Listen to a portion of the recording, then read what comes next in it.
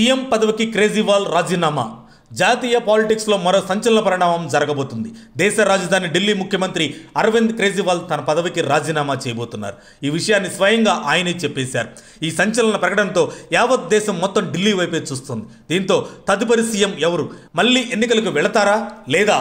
హస్తినలో ఏం జరగబోతుంది అని కేంద్రంలోని మోదీ సర్కార్ సైతం ఎదురుచూపుల్లో ఉంది. ఎందుకంటే దేశంలో ఎక్కడ ఏ రాష్ట్రంలో ఏం చేసైనా సరే అధికారంలోకి వస్తున్న బీజేపీ ఢిల్లీలో పాగా వేయడానికి బీజేపీకి అస్సలు ఛాన్స్ దొరకట్లేదు. ఇప్పుడు కేజ్రీవాల్ రాజీనామాతో బీజేపీ అగ్రనేతలు ఏం చేయబోతున్నారనేది అంతు చిక్కడం లేదు. ఢిల్లీ లిక్కర్ కేసు దేశవ్యాప్తంగా పెను తుఫాను సృష్టించిన సంగతి అందరికీ తెలిసిందే. ఈ కేసులో సీఎం కేజ్రీవాల్ అరెస్ట్ అయ్యి బెయిల్ పైన బయటకు వచ్చారు. అయితే ఈ కేసులో దోషిగా ఉంటూ సీఎం పదవిలో ఉండటానికి అరవింద్ ఇష్టపడటం లేదు. అందుకే తాను నిర్దోషిగా బయటపడే వరకు సీఎం పదవిలో ఉండనని 2 రోజుల్లో రాజీనామా చేస్తానని ప్రకటించారు.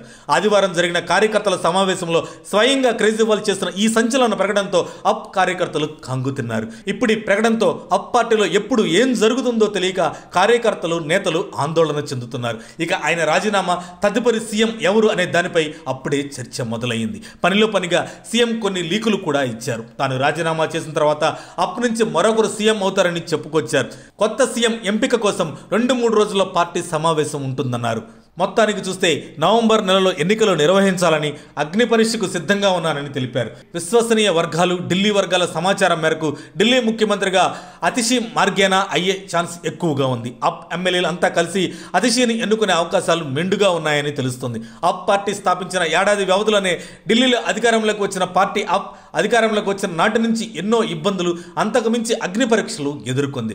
లెఫ్టినెంట్ గవర్నర్ విషయంలో తొలి నుంచి ఇప్పటి వరకు గొడవలు జరుగుతూనే ఉన్నాయి. ఇక కేసులు, అరెస్టులు అప్ పార్టీకి బోనస్ అని చెప్పుకోవచ్చు. ఆఖరికి ఢిల్లీ లిక్కర్ కేసులో డిప్యూటీ సీఎం మనీష్ సిసోడియా, ఆ తర్వాత సీఎం కేజ్రీవాల్ అరెస్ట్ అయ్యారు. బెయిల్ కోసం తీవ్రంగా ప్రయత్నించారు. ఎట్టకేలకు చివరకు షరతులతో కూడిన బెయిల్ సిసోడియా, కేజ్రీవాల్కు సుప్రీం ఇవ్వడంతో కాస్త ఊరట లభించింది. అయితే నవంబర్ నెలలో సార్వత్రిక ఎన్నికలు ఉండడంతో కేజ్రీవాల్ తనదైన రాజకీయ చాణక్యత వ్యూహరచనకు తెరదీశారు. ఇలా రాజీనామాలు, ఎన్నికలకు వెళ్లటం కూడా అప్ పార్టీకి కొత్త ఏమీ కాదు. అయితే ఈసారి ఏం జరగబోతుందో చూడాలి. మరి ఇప్పటికే అప్ కాంగ్రెస్ ఆధ్వర్యంలోని ఇండియా కూటమిలో భాగస్వామిగా ఉంది.